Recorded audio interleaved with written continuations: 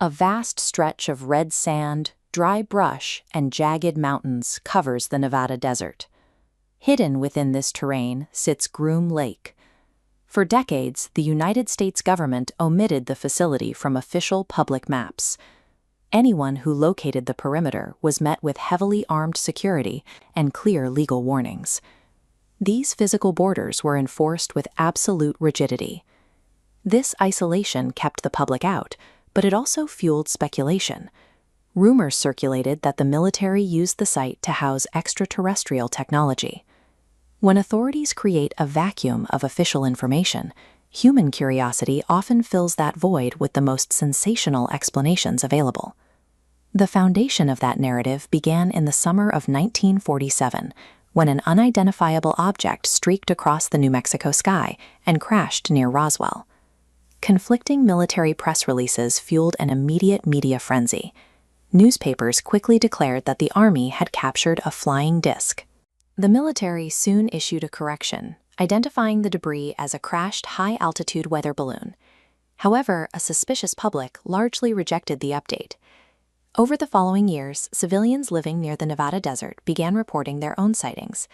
They witnessed fast-moving lights at altitudes that seemed to defy the limits of known aviation.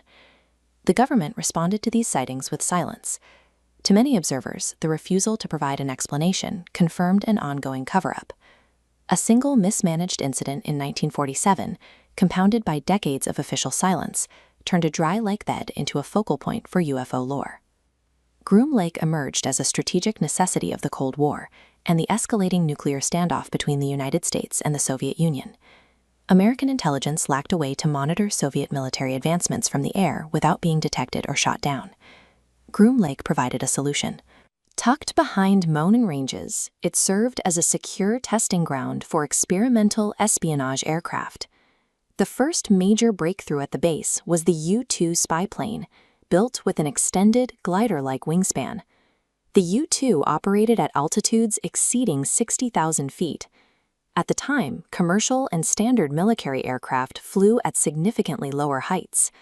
When a civilian saw sunlight reflecting off a silver aircraft flying at an unimaginable height, they often interpreted it as a visitor from space. Human engineering had outpaced public expectation. As Soviet radar improved, the military needed aircraft capable of outrunning interceptor missiles. This requirement produced the SR-71 Blackbird, capable of sustaining flight at over 3 times the speed of sound. To evade radar, engineers gave it a radical, sharply angled shape. In the 1960s, a dark, razor-thin silhouette tearing across the sky looked entirely foreign to the average observer. Protecting these test flights required absolute operational security.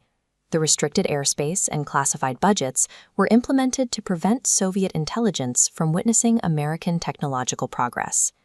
For decades, unverified claims by figures stating they were reverse engineering alien technology distracted from the practical work occurring behind the gates.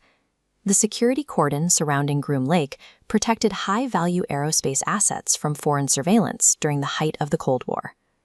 Decades of rumor eventually spilled into internet culture.